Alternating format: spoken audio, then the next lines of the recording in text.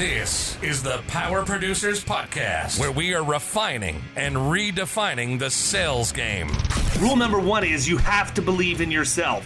You're the only one who doesn't think you belong in this appointment. The prospect has already validated your existence by scheduling time with you. Get it through your head you belong here, go in there, crush it, and close the deal. A place where sales professionals can come to learn from other sales professionals and thought leaders that have mastered their craft. The difference between a good salesperson and a best-in-class salesperson is only 2 minutes. By spending an extra 2 minutes on what you might think is a mundane task in the sales game, you separate yourselves from the pack, you grow your book of business, you close more deals, and you retain your accounts. As well as their peers who are still striving for perfection to achieve their why. I have a wife and 4 kids. Failure is not an option. Real sales professionals, real stories, real results. Are you ready to feel the power?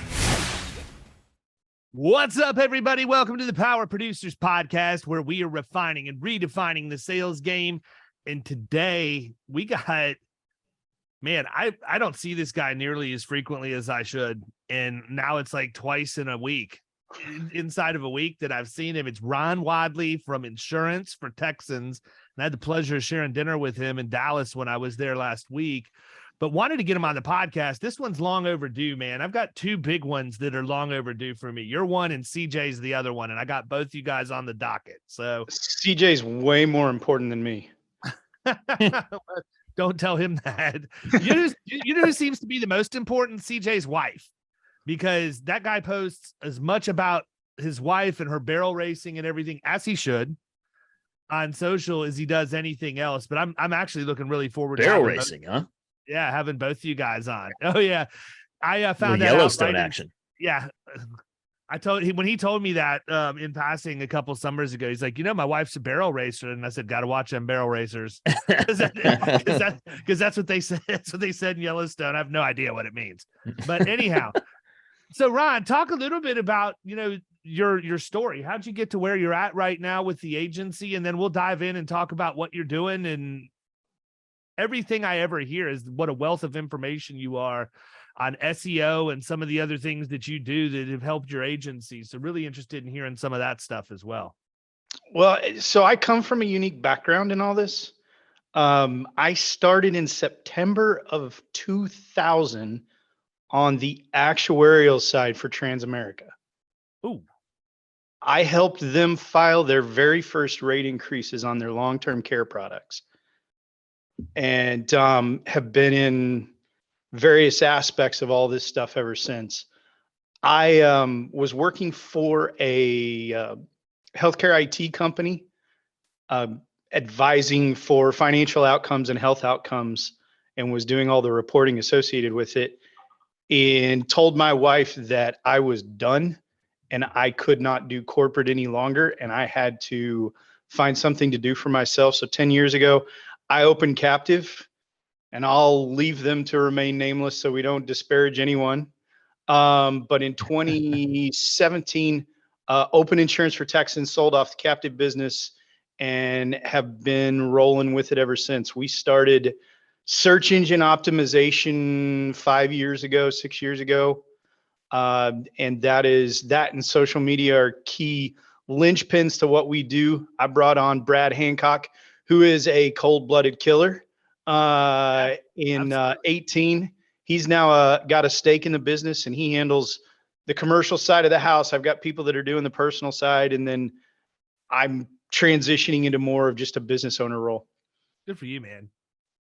So what made you decide you needed to get involved in search engine optimization? Why did you, what triggered in your mind that said, you know what, this is a place I need to cast my lot for the time being? So I was doing Facebook ads back when they were easy. Yeah. Like Facebook ad was put a post on your page and everybody would see it, or start a business page and you could post and everybody would see everything. Well, yeah. And we could, so like when I was Captive, we created the infamous dark page. And that's actually how the name Insurance for Texans was born. It was started as a dark page so that it would remove the brand bias from the Captive. And I could run an ad over a weekend, spend like 15, 20 bucks and have a month's worth of leads. Yeah. And so as we moved through time, I saw the efficacy of that stuff just totally going in the toilet. And I saw people talk about SEO, but I didn't see any insurance agents talking about SEO. And I have a good friend who's he's had a full career in marketing, who lives across the street from me. And we were talking, and he actually kind of shoved me down the path a little bit and got me in front of some people. I had the good fortune to spend time with a guy who at the time was on one of the advisory boards for Google's search engine, just dropping knowledge, giving me inside secrets. And I started probably a good guy to talk to about that. He knew a few things. I'll say that much. Yeah. And some of it was just dumb, simple stuff. Like most people, when they build their homepage on their website, they put the word home up in the top left corner. Well, that's what Google sees because it's crawling the data, right? That makes up the web page. So he said, put up there, insurance for Texans as a button, or get a insurance quote now as a button, so that the first thing Google sees is what it is the heck you do. Kind of simple, right? But also bloody brilliant. Mm-hmm. And so he, for several months, I had a chance to sit down with him periodically and glean knowledge from him, and just worked it. And I committed to it in 2018 and 2019. The goal was to create a piece of content every single day in the calendar year. And as a result, like my guys right now, especially with the crazy market we got going on, the website goes off all the time. They picked up 5 new prospects this morning from between phone call and website form. And it's been a process. I've learned a lot of things. I think it's always interesting when you get the ability to talk to somebody who's an absolute genius at what they do, right? I'm going to give Kyle some credit here. Kyle is a very good golfer. I am not, and I've never aspired to be. I'll go out and I'll hang out, and I might drive 8 out of the 10 holes and take a couple holes off, but I'm basically there to have conversation and hang out. I don't have time, and golf's one of those things that you have to have the ability to devote time to make yourself better and hit the driving range every day. And with 4 kids, until one of them decides they want to go to the driving range with me and everything, or a couple of them, I'm just not going to do it. And That's even why then, I went from a 3 to an 8. Yeah. So, but what I'll say is this: when you look at the decisions that are made on the golf course and the difference in the end score, it's never anything monumental, man. It's stuff that's common sense, right? So the analogy that I draw here is the guy that you had the ability to talk to from Google. This is all second nature to him. And it's brilliant, but yet simple, but it's because of the way he thinks. When I was at the range, when I used to go to the range, the golf pro at the club came up to me one time. I was like, what the heck's wrong with your swing? He did say that. He came up to me and he said, why are you hitting your driver? And I said, well, I appreciate the compliment that you think I'm hitting it. He said, why are you swinging your driver? And I said, well, because I'm trying to practice my swing. He goes, but you're working with a club. You're probably going to swing 14 times in an entire round. Max. Don't bring your driver to the range. Bring your 7, 8, 9 pitching wedge and putter. Practice your short irons and your chipping, and I promise you'll take 10 strokes off your score without much effort at all. And I did it. And for 2.5 or 3 years, I teed off with a 3-iron. I didn't even have a driver in my bag for when I played. And my score, believe it or not, was much better. And then for whatever reason, I put the driver back in my bag. Because it's more fun. It is. Yeah, no, it absolutely is. But I think that's the thing. Here's somebody who's a pro at what they do. And like, what are you doing, man? You're doing it all wrong. Why are you focusing over here when you should focus over here? And he gives the advice. And it's like, why didn't I think of that? That makes perfect sense, But sometimes you have to have that perspective. That's why I think it's so cool that we're in an industry that's been around as long as it has been, because there's always, I don't care who you are out there, there's always somebody who has more experience and does better at the things you want to get better at. And our industry is cool because people actually collaborate and they do share knowledge and help other people do those things. Not every single trick that they have up their sleeve, but enough that it's respectable that we can collaborate with each other and learn from each other, even though in many cases we're competitors. Well, especially living where I live, because I mean, DFW has 8 million people now. Wow. And about 80,000 of them are insurance agents, probably. At least 80,000. It may be 100,000, but the reality is there's enough to go around, and I can compete in some very niche ways, especially with the SEO, that you're not gonna, we're not gonna step on each other's toes. So sure, I'm gonna tell you how you can do things, because you're not gonna take what I'm doing and just totally steal it and replicate it. It's not like putting two Chick-fil-A's, next door to each other. Right. Although I did have a brilliant idea in Tampa one time, and that if I was the CEO of Starbucks, I would immediately build one across the street from every existing Starbucks. That way there was always a Starbucks on the right-hand side of the road, and you could turn right in and turn right out. Yeah, you hate turning left. I refuse to turn left ever. Like, I will not go someplace. You'd be a horrible race car driver. Yeah, I would be going around the track backwards the wrong way. But no, I mean, I think that you're 100% right, Ron. So talk a little bit about the agency. What's your mix now? What are you guys focused on writing? I know you're stepping out of the role of being in production and focusing more on owning your business, which is noble and something I need to do more of too. So we're 60-40 personal to commercial. And we are actively trying to skew that the other direction. So one of the things that we've done is we brought a couple of folks on this year. One, his stated goal is to write smaller commercial that will lead, eventually lead to bigger things, but more of the Main Street type stuff. Mm-hmm. We have also brought in a guy who is focused on nothing but life and health. And so we're now able to layer in the group health with the commercial offerings because of some of the things we've learned from your program. We're now trying to boot out, ADP and paychecks and all that, get rid of the people that are always trying to cut our knees so that we can be a single point of contact for that person and provide what we would classify as a boutique experience. So we're not going to ever be the largest agency in America. Mm-hmm.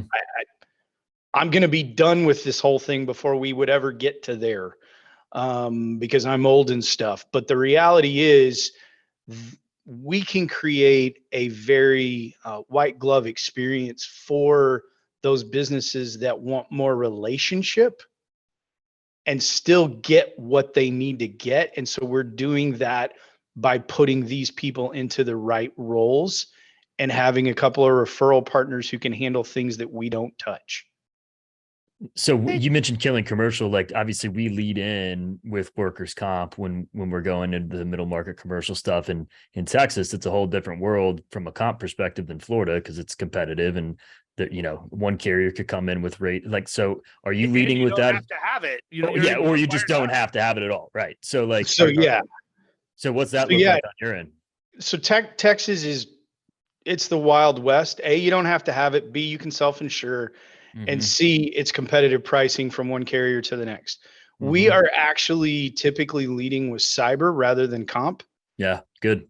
We see that a lot of folks don't understand the coverage. They don't understand what they do or don't have. They think they may have something because it's a part of some package that they have, and they don't realize just how bad their exposure is. We are also doing some complimentary system and website audits to give them some perspective on what their risk is. And that is opening doors for us. And it's also an easy place. I shouldn't say easy. It's an easier play from an SEO standpoint because people in that arena, they're looking online. Right. And so it plays well together. It's also pretty easy to get fairly far down the road in the sales cycle on the line and over the phone. A lot. I can tell you right now, man, there are tech companies I've never even met in person that are in my book of business right now. Not small. I have a company in my book right now that is probably going to renew this year at $250,000 in premium. And it's a VA company that's specific to medical billing that's based over in the Philippines. But it's going to be $250,000 at renewal this year. I've never once met the ownership. I've represented it for almost 5 years now. It's crazy. We have a great relationship. We talk over Zoom. We go back and forth on email. We can chat on the phone, but they're based out of West Hartford, Connecticut. I'm not going to fly up there unless they need me to, which I would absolutely do that. But I think that things changed, man. I talk about this a lot when I speak in public. COVID opened the door for us to change the way we all do business. And that's one of the things that I say. And it's funny to get the reaction from people's faces and their body language when I make some of the statements that I do. But one of the things that I challenge agents on is everybody's out there complaining about the hard market, griping about it, how hard everything is to do. And my response is, I don't know how much more of a head start y'all need. COVID prepared us for this for 3 years before the hard market came. We should have the tools necessary. We should have already been dialing in our efficiency and all of these other things. So to sit here 3 years after we had a runway to get ready for probably the most brutal market that I've had since I've been here, I really don't think there's any excuse other than people didn't take the time to figure out they needed to probably make some adjustments to their business during the pandemic. Now we're at a point where our first meetings are almost 100% over Zoom at this point.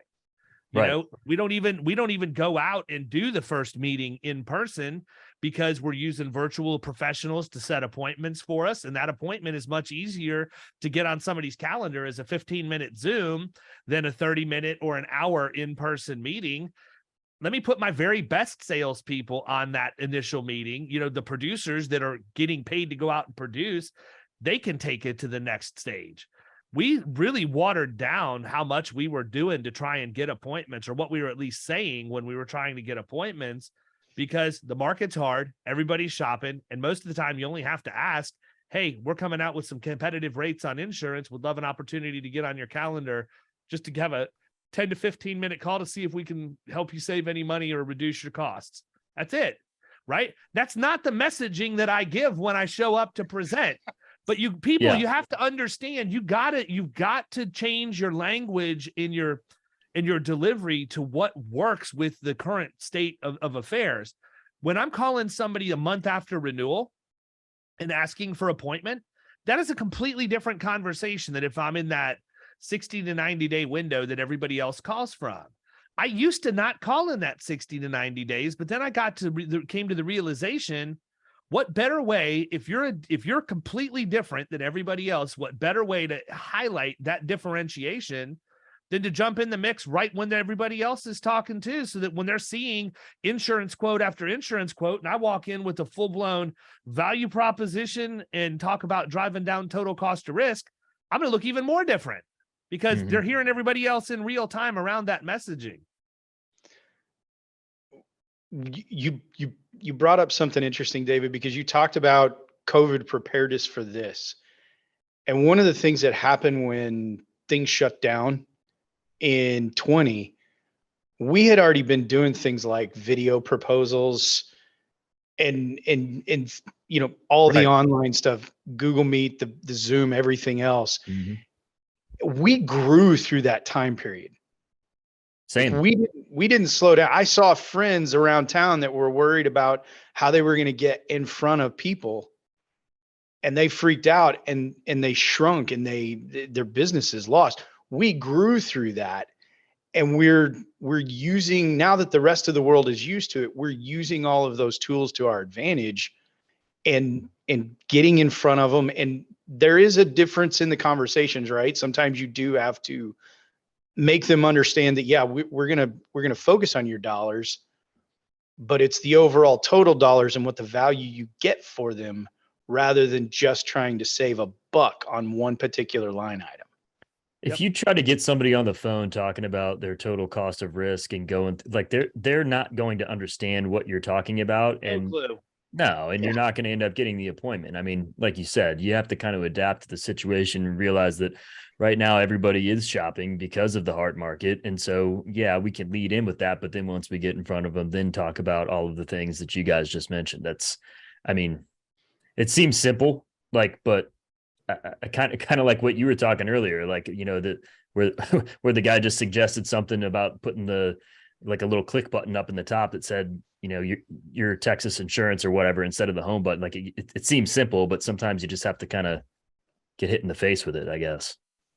Well, and the reality is 95% of people don't do it, even though it's simple. True. Because they're trying to engineer some crazy mousetrap rather than just executing on what is known. That's a fair point. Yeah. So you started the agency, you've started bringing people in. What's that been like as you've tried to find the right people to match your culture? And how would you define the culture of the agency right now? Well, the culture now, fortunately, is not what it was when it started. The person who was with me at the very beginning just wasn't built for the grind that was required to get a scratch independent agency off of the ground. They couldn't allocate and focus their time in the right places. But what we've done in bringing people in has been more about, I just finished a book, and David, it's the one I sent you over the weekend, Thinking in Bets by Annie Duke. And one of the things that she proposes in that book is a decision that you make now is a bet on what you think the future outcome of that will be, and that it's better than all other alternatives. And that's especially true with hiring when you're looking at people. We have found the last couple of people that we've hired have been referrals, basically, from other agents or other people that know what we do and how we operate, focused on value. We're not trying to make people punch a time clock. I'll admit, we don't keep track of days off. Like, if you need a day off, go do it. Just get your stuff done. We're not tracking paid time off. But what we are doing is setting you up to be successful, giving you the tools to get to where you want to be. And those people that get referred to us, it's a whole lot easier to hire than it is from just randomly posting job opportunities, on LinkedIn or whatever. I used to watch Andy Duke play poker in high school. You should read the book. It will challenge your brain because she comes at things a totally different way.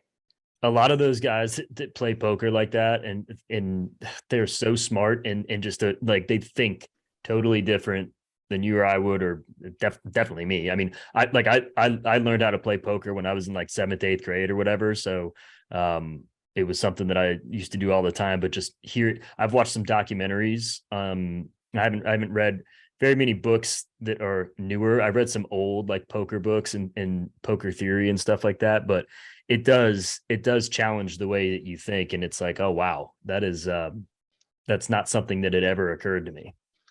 Well, and you're making decisions with incomplete data, right? You can't, if you have a chessboard and you have chess pieces, and she goes into this, there's a finite number of moves that can be made. And if you have a thought out strategy that utilizes those pieces on the board that is way superior to the opponent, you're going to win 99 times out of 100. You may make a mistake, but you're going to win.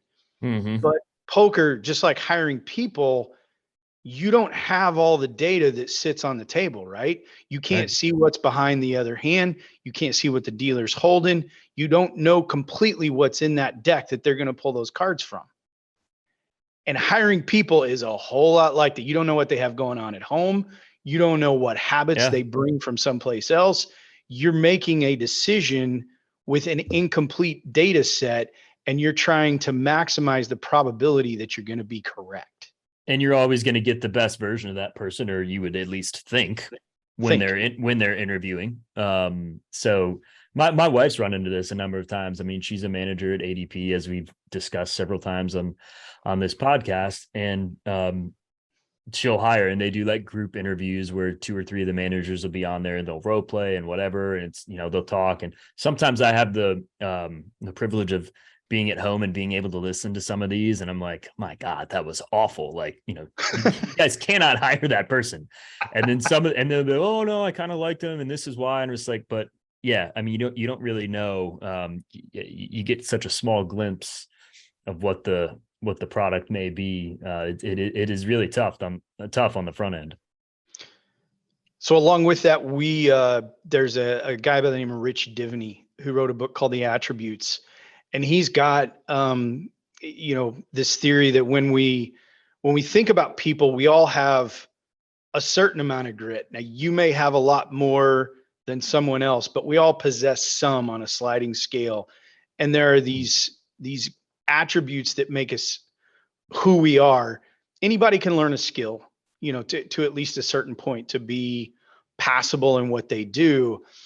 But the amount of internal drive and grit and ego that someone has is going to give them a better chance of success, because you're trying to match those attributes to whatever the job function is. So we now use his tests to try to ferret out some of what those internal markers are for the people before we bring them in, because we want to know, do they have, a lot of drive, or are we going to really have to push them and bring that out? I need to know that up front.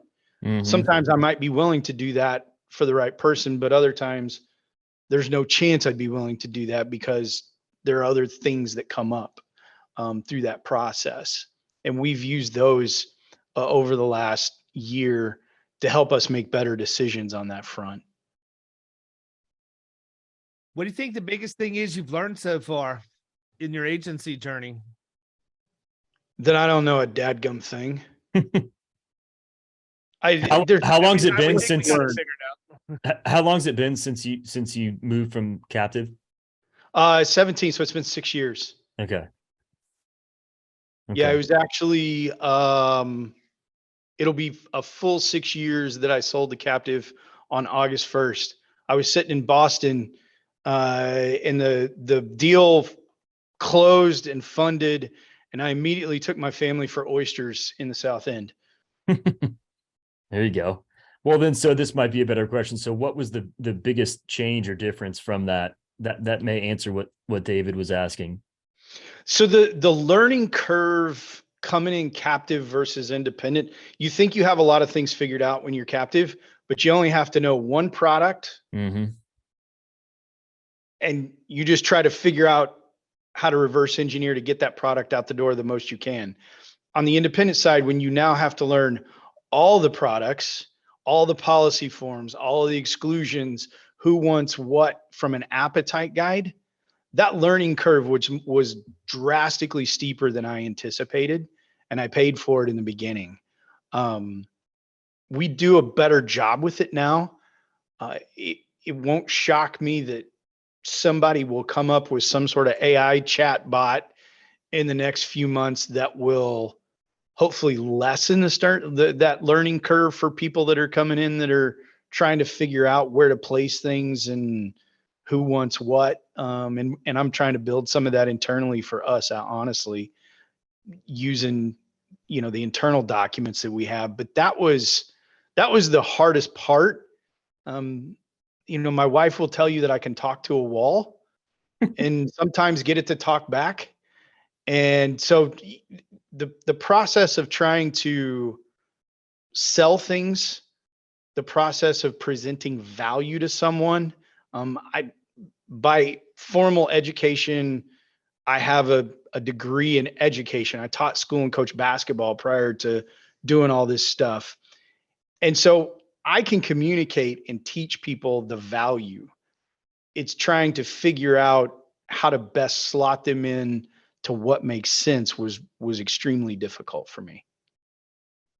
Yeah. I mean, I can kind of relate to that. Like when I came from the PEO, we had basically one solution. I mean, it was, the HR, the payroll, the comp, and sometimes the benefits or sometimes the comp was carved out, but it was a very limited segment of the market that you were going after. And it was all pretty much people that were, that they were interested or that could really benefit from that product and that service. And it coming over to the insurance side of things, it was a little bit of a shift where it's like, okay, now there's all these other different things that I have to learn about, but it also allowed me to transition into different lines of coverage if it wasn't, because if I was going in and talking to somebody about PEO and they were giving me objections and it just didn't seem like a fit, well, there's no other, like you can't pivot.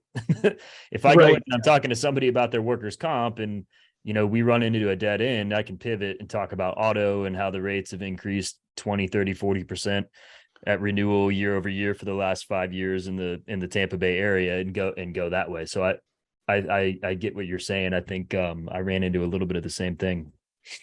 Yeah. Along with that, when you have all the options, you think you can solve every problem. And in the beginning, you don't understand how counterproductive that can be because you're not focusing on a niche that you're going to serve or a segment of the market you're going to serve and do it better than anybody else. And you end up chasing too many rabbits and you get lost in the field. Mm-hmm. I agree. So you get the pleasure of interacting with tons of agents of all different flavors inside of Insurance Soup, which means you're getting anybody from account managers and CSRs to agency owners, captive to independent. Like it is literally all God's creatures of the insurance industry in there, right? Like except for the suits. No suits allowed. Yeah, which is cool, but also presents its own challenges because it's different than if you have some of that stuff segmented in terms of the conversations that you can have. And Facebook's made it easier to do now that there's the notorious anonymous post that can come out. Which, my God, man, some of these people need to get a life. I don't know that I've seen a single person make an anonymous post yet that there hasn't been multiple people saying, why do you have to hide to write this?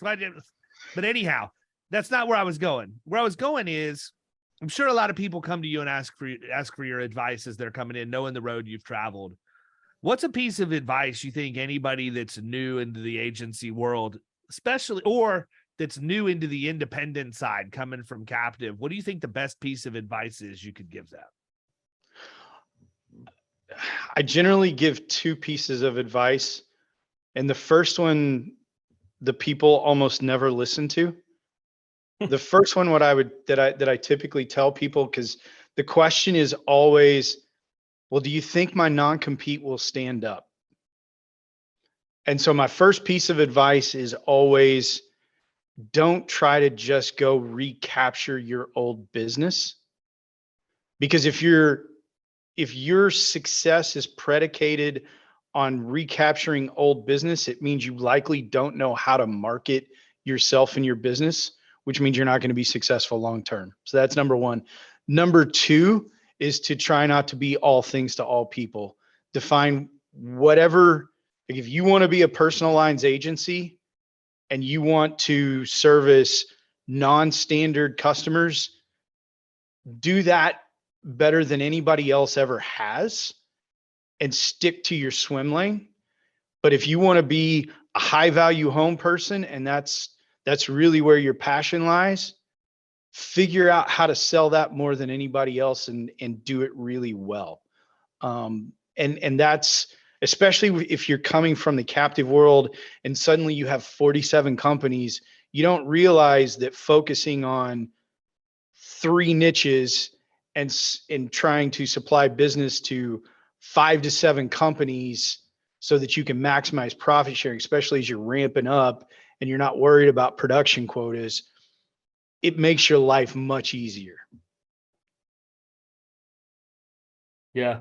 I mean, I think that we've talked several times on here about how it's tough for people to initially, especially when they're starting out and they got to eat what they kill, to focus in on something specific and turn away business when they're just trying to get dollars in the door. So I think people struggle with that. How would you tell people to get out of that mindset if they're like pushing back on that? I lost audio. Oh, can you hear me? Well, I mean, I think some of it goes Can back you to hear what me? yeah, we Yeah, can hear you. yeah, we got you. I think some of it goes back to what we talked about before, where you detach from the outcome, man. I mean, I was telling that to Austin this morning, our Mhm. caller, he's hit a little bit of a slump, and by his own admission, it was self-induced because he was just beating himself up. He had so many people he was calling, and the people weren't, giving him an opportunity to book an appointment. I mean, but that's the nature of the beast, right? Like, how can you Mhm. get upset if you call 10 people and 9 of them tell you no? Are you really going to be pissed off at the 9 who told you no? No, you're going to be happy that you got the one who was number 10 and actually let you book an appointment with them. Yeah, you're not going to remember those. I'll bring up golf again. Like you may have that hole one or two holes per round that keeps you coming back. You don't remember the snowman you got on number 2. You remember the birdie that you got on 17 when you put it to 3 feet. Like it's that's kind of how My I look at it. all-time greatest birdie story is and always will be. And I don't even, to be honest with you, I don't think you were there to witness it. I'm But it was trying to think before you bring it up of what this may be, but it was that ridiculous par 3 at Black okay. Diamond. At Black Diamond. The one that was like downhill where you go up to the top and tee up in the Yes. quarry. Yeah. Yes. Were you there when I birdied that? I don't know, that we haven't been there in like 4 years. So you would definitely remember this if you were. And the reason why is because I used my hybrid to tee off. Yeah, the wind dude. was blowing like crazy. I used my hybrid. I teed off, but I left it like 20 to 25 feet from the cup, and I slammed drained it. the putt. Yeah. I drained it. Yeah. That's a tough hole, man. You got the quarry, the big ravine on the right, and you got bunkers all on the left, and it's into the wind, and it's about 185 yards. Yeah. Well, I mean, if it was easy, I wouldn't want to brag about having a birdie. Right. Yeah. 80 but I mean, yard if you par think 3. about that, though, here again, going back to the advice to detach from the outcome, I got up there and I teed off, and I was, by all practical purposes, my golf game or lack thereof, very, very well. It was an unmakeable putt, man. So if I would have been beating myself up about why couldn't I hit my tee shot closer, done this, done that, I wouldn't have been in the right frame of mind to get down there. Now, because I'm not a great golfer, I was just happy I was on the green, man. Yeah. You're like, hey, I got a putt for birdie. So you're saying there's a chance, But right. I mean, I think that's the way it is in so many times. We get discouraged when the nature of a gatekeeper is to not let us through. Like that's the whole point of their job, or that function of their job anyhow. Mm-hmm. I think we got Ron back. I saw him make a couple, like a smile or two. So you want to re-ask your question that you had asked when I took off and started talking about detaching from the outcome? I think it was when you're starting up and you have to essentially eat what you kill, and you're responsible for bringing money in, but you want to focus on being the best high value home personal lines writer or whatever it is. How do you keep yourself from straying away and saying, well, look, I got to get some revenue in the door here. I need to write this bop for this whatever electrician or whatever the situation is that may not really fit in what you're looking to go after, or be something that you necessarily specialize in or have markets for. Well, let's go back to poker. If you sat down at the table and you were dealt a 2-7 that was not suited, what would you do? Likely, well, it depends on my position and where I'm sitting, but if I'm big blind and it checks all the way around, I'm checking, but I'm likely going to fold. You have to apply that same sort of mindset. We know that if you're dealt 2 aces, you're most likely going to play it. I mean, there's a couple of things that would keep you from doing it, right? But that's a position of power, and you need to understand what it is you're trying to do. So detaching from outcomes, most of us, when we look at a decision or a sales process, we decide whether or not we did it well based off of what the outcome is. If we got the sale, if the employee hire worked out correctly, we think we made good decisions and we had a great sale, or we had a great sales process. The reality is you can play the 2 aces and still get beat, even by a bad beat. in poker. The same thing happens with our agencies and the sales process and the hiring process. So as you're starting out, you need to have a well thought out decision process, and you need to evaluate each step that you took, regardless of the outcome. Did you do it well? Was it a sound judgment, or was my success or lack thereof simply a result of luck? And when you begin to view things from that sort of mindset, it becomes easier to detach from, oh my gosh, I got to write this bot that's going to make me $150. And you begin to look at the bigger picture and go, well, is my process sound? Because if my process was truly sound, I would be attracting a different prospect than this crazy bot that's worth $1,500 a year in premium and $150 in commission, essentially. Right. Yeah, I'm with you.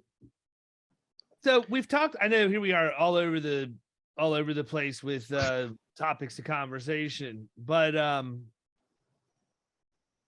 we've talked about the SEO piece. That's certainly not the only thing you're doing to market your agency. How do you decide where you're going to allocate other marketing budget to with regard to getting brand awareness and, you know, being one piece of it, but then also driving opportunity? I mean, you know, everything's on the table from a content standpoint to, you know, you've got the paid stuff, you've got the free stuff, from a just knowing how to write meta descriptions and keywords and all of that. How do you decide what your next move is going to be? Well, we have to, we start with the end in mind. We have to decide where we're going to go. Because if I don't know where I'm going to go, how can the GPS tell me how to get there? Right. And so we look at what are our goals between, say, now and the end of the year. It's the first part of July, right? We're looking at the back half of the year. We know that, especially in Texas, much like Florida, personal lines is dumb. Like, nobody wants any part of it right now. So everything we're doing is focused on the health, the commercial, the life, because it pulls us out of a place where we don't really want to be, because we know that the process is not sound right now. So we start from there and we say, how do we find people? So I love to fly fish. I'm headed to Angel Fire in 10 days. And Angel Fire's in northern New Mexico, almost to Colorado, up in the Sangre de Cristos. There are little streams, and there are what are known as Rio Grande cutthroat trout. They've got orange markings, beautiful fish. They're typically at high elevation, small streams. Sounds like the peacock bass to the regular bass. You know, now that the peacock bass came into Miami, nobody wants regular bass. We all want to go down there and catch those from South America. It's exactly right. So the cool thing about the cutthroat, the Rio Grande cutthroat up there, they are the only native species to New Mexico. So it's an interesting play. But when you get to a stream and you want to catch trout, you don't just put a worm on a hook and throw it in a small river or a small creek. It doesn't work. You have to stand and you have to observe and you have to see where you think fish may be. Are they rising and hitting the top? Because that's going to allow me to put a dry fly out there and they're going to come up and hit it. Or are they all staying down low, and do I need to drop a nymph below the surface? Because if you're up there during, you know, like the late spring, early summer runoff period, when the water's higher and it's faster, the fish aren't going to hit things on top. They're going to hit things that are down below, and those nymphs that are sitting below the surface, dragging the bottom, are how you're going to catch those fish. You go back 3 months later and you've got caddis hatches and mayfly hatches. You drop that dry up on top, and the slower water, the fish are going to hit it. And that's what you always see in the video and the pictures, right? That's what you're going to do, but you have to observe and understand what the fish are looking for before you can ever throw a bug in the water to try to catch it. And the marketing is the same way, David. Back to your original question. we figure out, okay, we are going to focus on manufacturing sector because we've got some good success stories there, especially on the cyber side.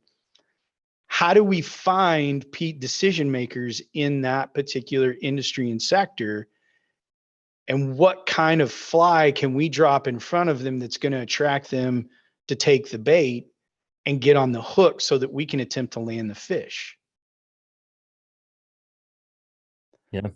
You know, that is a great analogy. Mhm. I cannot imagine ever fly fishing. I can barely get a freaking, in fact, I'm not even going to pretend like I could. I remember when bait casters first came out, the rat's nest that I would create trying to cast a bait caster the right way versus an open reel or the old Zebco closed reels. And I look at fly fishing and all of the technique that has to go into it. And I'm more like, I'd rather just fish with dynamite. You know, I understand, like, I get it. And I'm sure that if I ever went out and actually had somebody teach me how to do it, and It does look complicated for sure.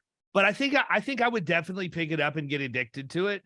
I have a couple issues though. Number one, I would have to travel to do it unless I went down and was fly fishing around the Marquesas south of Key West, you know, for permit and snook and some of the stuff that you can get that's saltwater. And you could probably pull some of that off up here in Tampa too. But the other thing is, in Florida, I'm not stepping in any fresh water for anything ever. Like whether it's gators, snakes, or some kind of flesh-eating bacteria. We've got it all, man. So I'm taking my skills and heading to Alaska here next month. And nice. So I've talked about it a couple of times. I thought I talked about it on the podcast, but it's kind of almost like a perfect storm type situation. I turned 50 this year and Grayson turns 21 this year, and my birthday's in September. His birthday's in October. And I'm like, well, no, you said you were going to freaking, it's coming. So we each picked what we wanted to do. And I've always wanted to go fishing for halibut and rockfish and salmon in Alaska. So that was my choice. And Grayson, unbeknownst to me, apparently has always wanted to go to Munich for Oktoberfest. So we are doing both. We're going to go fishing in Alaska for halibut and salmon and rockfish and whatever else we may find. And I'm actually going with a couple of other insurance. Daniel Song and Aaron Robertson are both going to be on that trip. Nice. And then sometime in September for a long weekend, we are going to go to Munich for Oktoberfest. Not just attend it. We do have full-blown lederhosen, hats, socks, shoes, everything on order. We will be in the full regalia. I can verify this. Yeah, it will definitely be just like European vacation. There's no doubt in my mind. So two thoughts come to mind. Number one, you can fly fish in Alaska, Dave. Oh yeah. You all of those fish that you just mentioned can be caught on the fly. It will be an experience if you do get one of them on the fly. Salmon on the fly is insane because that fish is going to run like crazy. Oh, it has to be. I mean, understanding that the tackle is even lighter than what we normally fish with. But when I go offshore, we don't use deep sea rods. We only use light tackle when we go offshore. So I've hooked up Goliath groupers with a freaking open reel rod and pulled a 300-pound fish up because I understand the give and take of the dance you have to do, right? I imagine it's very, very similar, but probably even more exhilarating because you're literally, it's bare hands. Yeah, that's what it seems like. Yeah. So the second thought is, if there's not video footage of European vacation, we're all going to be disappointed. There will definitely be video footage. How well circulated that video footage is actually the real story. Das Boot. Yeah, I told Grayson this morning. I said I got to make sure I'm hitting Orange Theory at least 3 days a week for the next month. So I at least can increase my speed by 5 miles per hour if I have to try and outrun a bear. You know, that was my first piece of advice to him when I told him that we were going. I said, rule number 1, we are not at the top of the food chain in Alaska. So you need to understand, like, I've never been, But I don't want to run away from anything on flat ground. I don't need to be on any kind of rugged terrain trying to escape either, or it's just going to end No. very, very poorly. Well, and I there's thought, different. I thought you fought bears though. I did. That was a story from my college days. I did wrestle Terrible Ted back at the end of my sophomore year and got absolutely obliterated by Terrible Ted. It was not one of my finer moments. They do have bears that go around and wrestle people for money, and you put up, I want to say you put up $100, and if you knocked the bear on its back, that you got 10,000 or 1,000. Maybe it was only 1,000. It wasn't 10. It was only 1,000. There's no way it was 10 because there would have been way more people trying. Yeah. So you put 100 in for 1,000. Anytime I've ever been challenged to any type of a competition like that, I never put my own money at risk. I always seek sponsors, right? So just like when I ate the old 96er, you know, the equivalent to that at the Frontier Cattle Company on Sly, going back years. By the way, picture still on the wall, I'm sure. But I didn't do that. Everybody at work was trying to cajole me into doing it. So I went to 8 people and said, put up $10 a piece and I'll do it. And that way, if I don't, I'm not on the hook for the $80 they charge you for the steak back then. I did the same thing with my college buddies. So I took up a collection, and then we were really into wrestling back then. So I did it shirtless with the crescent moon and stars that Kamala had painted on his stomach. I did it with that painted in glow in the dark paint on my stomach. And I studied this bear and how it was operating and how it was wrestling people. And I figured out pretty quick that these guys, it was all a matter of physics, because the bear is so much taller than a human that all it had to do was get on its back legs and then lean on your shoulders, and your back could not withstand the weight of the bear. So it would get up and immediately drop down on you. So look, man, it was my sophomore year of college. I'm wrestling a bear. Yes, there were drinks involved. Probably not my finest moment of decision making, but I decided the easiest way to get the bear on its back was to keep it from leaning on my shoulders. And my best way of doing that was to walk up and kick it in the nuts as hard as I could as soon as the bell rang. So they ring the bell and I walk up and I planted my foot as hard as I could. When I woke up, I was on the other side of the bar. Apparently what happened is the bear hit me with a right cross and threw me 20 feet, and I didn't even know what hit me. And I woke up with ice on the back of my neck and smelling salts, because they have everything you need in West Virginia. They have these things because there's like I was trying to explain to Grayson, it wasn't a matter of if there was going to be a bar fight at any given time when you were there. It was how many and who was it going to be? Was it going to be coal miner versus coal miner, or coal miner versus college kid, or college kid versus college kid? But it was all in the same place, which was going out. My freshman and sophomore year of college was like walking onto the set of Geraldo when he got his nose broken. That's basically what the equivalent was. So anyhow, yes, I did wrestle a bear. Not going to stick around to punt one if I'm in the wilderness. Not even going to try, because those bears are far bigger than what Terrible Ted was. Yeah. Well, there's and bears, far and then less there's- tranquilized. There's bears and what? And then there's Alaska bears, because they've got Kodiak and Grizzly up there. Yeah, you look at Never Kodiak, mind the polar bear. Yeah, it's not even close. So Yeah. anyhow, well, listen, we've been going about an hour, man. What have we missed? What do you want to bring up that we hadn't talked about? I mean, the only thing that if anyone is fascinated by the SEO conversation, I'm happy to have it. I actually drop a daily nugget Monday to Friday on Uncle Ron's porch, that if somebody's interested in it at all, I'll walk you through. I'll give you all the secrets I have. I think Ryan Hanley said it best. I'll tell you everything that I do, because I know you're not going to do it. Right. And it's true. There are ways to do it. And I'll give you the secrets. People just need to ask. Yep. You got to execute, and you have to take the first step and ask. How do they find that, man? I mean, how do they find you online? So sprocketops.com is actually my SEO business where we provide done for you service. They can find me. I mean, I'm on Facebook, Twitter, Instagram, occasionally LinkedIn, any of the places. And the podcast is just called Uncle Ron's Porch. It's on all the big various outlets that are out there. Speaking of West Virginia, I grew up in the Ozarks, so yeah, Uncle Ron's Porch means something different up there. I can promise yeah. you. Well, it did in the Ozarks too when I was a kid. So Awesome. Cool, Well, man. listen, man, I appreciate you spending the last little bit with us.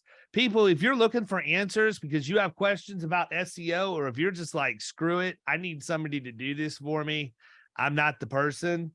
Uncle Ron's Porch, it's where all the magic happens. It starts there and only grows. Appreciate you being on with us today, man. Very much looking forward into making you into a cartoon. I make a great cartoon if you ask my youngest daughter. Michael McCormick may or may not have already been sending over suggestions. I'm sure he has. All right, man. Good deal. Have a great week, and we'll see you soon, Ron. Take care, All right, man. Later.